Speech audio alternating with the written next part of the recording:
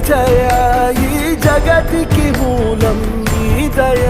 నీ దర్శనముంది వెలిగిన జ్యోతి మనసున చిన్మయ పరమా